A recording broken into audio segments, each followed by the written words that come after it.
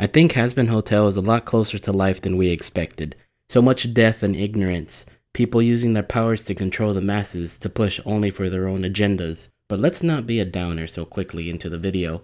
Let's put on a smile and see what they have to say. So I just checked out the finale of season 1. 'Twas a fun watch. But before we go into that, we need to cover the other episodes, episode 5 and 6. Deadbeat and Welcome to Heaven. They hold a lot of things I want to talk about. First, Deadbeat. This episode shows how soul-crushing reality is, how the reality of things can break people down into giving up on what they want. We choose to not pursue our goals because it is just not in the cards, and we have to tell our progeny that doing so will not be a sustainable way to live. The world does not value what you want to give it, and if you try to force it, doing so will either end up with you in ruins or everything else in ruins. We end up lying to ourselves so much that eventually our lies become the truth. We lie to ourselves and to others in order to protect ourselves. We trade our dreams for a form of sustainability, and to hold on to what little we have. This is the unfortunate truth of 90% of people out there, which is why this episode is so strong. How it is to see people wanting to do good, but when you get the power to be able to do so, it ends up all in ruin. This ties into the next episode of Heaven. How places are seen as a utopia, the ultimate place where nothing goes wrong. But underneath that, guys, lies underlying problems that are hidden from public masses. It ends up being easier to hide the problems rather than to do something about it. So much so that the idea of a better life is just a pipe dream instead of one that is possible to achieve. The people who have achieved it will tell you it's possible, but will do everything in their power to stop you from achieving what they did. Because it is much nicer to have an idea of something instead of actually implementing a way to achieve it. And when the problems get unearthed, we just don't know what to do. When we don't know how something works, it's always best to approach with caution. But we can't have caution stifle creativity or curiosity, as those can lead to the potential betterment of everyone. I know no one should be forced to make sacrifices, but sacrifices always have to be made, so choosing who will stand up has to come from their own volition. Everyone has a right to protect their own, but in our pursuit of happiness, it ends up trampling on others. So much so that if you look for a perfect life, you will always see the same things, sacrifices for happiness, whether that is the happiness for yourself or for others. What is sacrificed varies.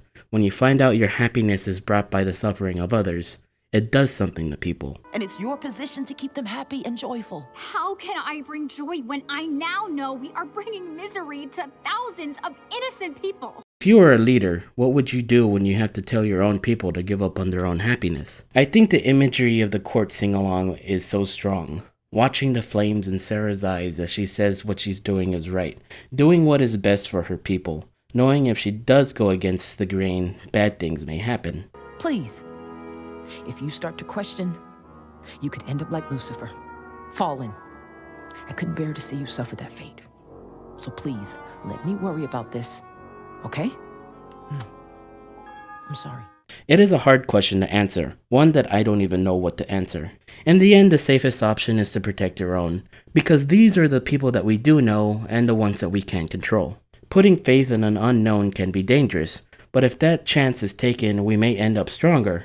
But taking that chance may also cause things to become worse, and no one wants that. So nothing ends up happening because no one wants to change what is already there, because they don't want what is currently happening to be lost. It is a natural feeling. We feel loss much more than we feel gains. We also tend to believe we have achieved what we have through our tribulations alone, but that's far from the truth. Like looking at Adam saying only 3 rules he followed to be part of heaven. Simple rules, and we can see even demons can follow them. Yet they are not allowed because they are bad. Their love is vile and blasphemous. Hot as fuck, though. They are not like us. They are bad and horrible. Despite them showing traits that we follow, we must not let them integrate. This they are not us mentality is used a lot to separate. It's one of the many tactics leaders use to maintain their power. If a leader gives too much, their supporters may lose faith and remove them from power. This is what happens to Lucifer. And power is not a leader thing. There's lots of tactics seen to manipulate people. A tactic I saw used is nagging and love bombing. We see this happen with Angel and Valentino on the phone. Angel, baby, come home. It's not the same without you here. I miss you. Come back. Angel, you bitch! If you don't come home, you will be fucking greasy truckers for the next year! Hey, amorcito, I didn't mean to yell, but you know how crazy you make me. You fucking slut! Hey, Angie, about earlier. Kill your whole fucking family! Work's really stressful. Little cocksucking piece of shit! You actually think you can change?